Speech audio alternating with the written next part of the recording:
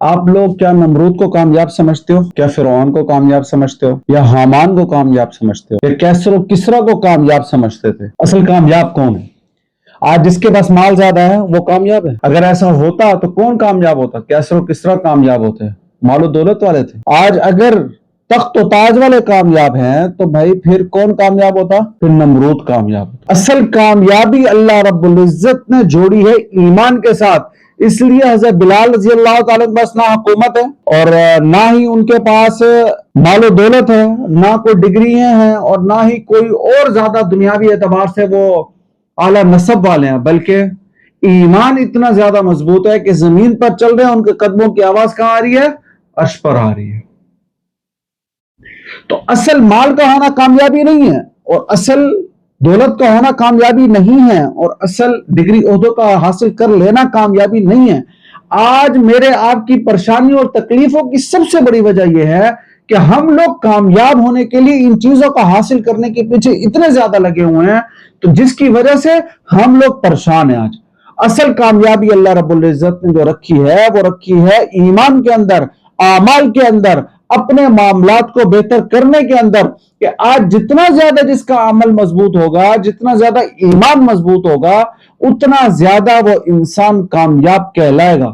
آج ہمارے دلوں کے اندر راحت نہیں ہے، آج ہمارے دلوں کے اندر سکون نہیں ہے، آج ہر انسان پریشان ہے۔ ہونے کی وجہ سب سے بڑی وجہ یہ ہے کہ اس نے اس اللہ کو چھوڑ دیا جس اللہ نے اس کو پیدا کیا، اتنا بڑا کیا، جو اس کو کھلاتا ہے، جو اس کو پلاتا ہے، جو اس کو جگاتا ہے، جو اس کو سلاتا ہے، جس نے اس کو چلنے کی طاقت دی ہے، جس کے لیے اس نے سورج کو مشرق سے نکالا ہے، جس کے لیے اس نے سورج کو مغرب میں غروب کیا ہے، اس اللہ کو چھوڑ دیا جس شخص اللہ رب العزت نے اس انسان کو اپنے لیے بنایا تھا۔ اب یہ انسان اللہ کی عبادت نہیں کرے گا تو اللہ تعالیٰ یہ جس کام میں ہاتھ ڈالے گا اللہ اسے پریشان رکھے گا۔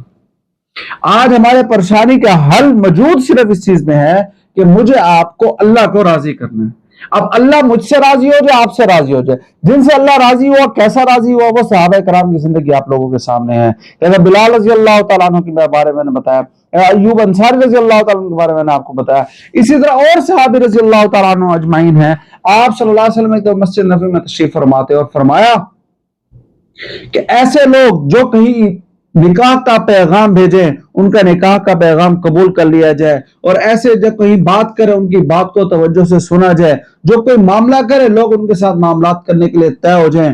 ایسے لوگوں سے اگر پوری دنیا بھر دی جائے، اور اگر ایسے لوگ جو کوئی نکاح کا پیغام بھیجے ان کا نکاح کا پیغام قبول نہ کیا جائے، اور ایسے لوگ جو کہیں کوئی بات کرے ان کی باتوں کو توجہ سے نہ سنیں، ان جیسا ایک یہ اللہ کے ہاں زیادہ محبوب ہے۔ اگر یہ عمل والا ہے، اگر یہ اعمال والا ہے، اگر یہ ایمان والا ہے، تو میرے بھائیو دوستو بزرگوں، ان چیزوں کا ہونا غلط نہیں ہے، ان چیزوں کا غلط ہونا غلط نہیں ہے۔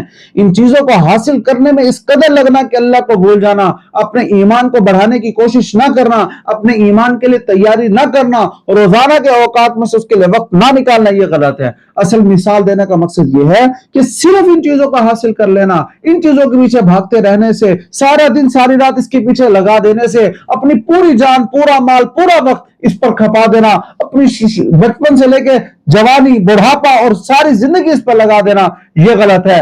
اصل چیز یہ تھی کہ مجھے آپ کو اپنے ایمان بنانے کی کوشش کرتے، محنت کرتے، اس کے لیے جان مال وقت لگاتے، تو آج یہ تھا کہ اللہ تعالیٰ اس دنیا کو ہمارے لیے مسخر کرتا اور اس دنیا کو ہمارے لیے جنت بنا دیتا، اور قیامت والے دن ہمیشہ کی جنت تو ہمارے لیے تھی۔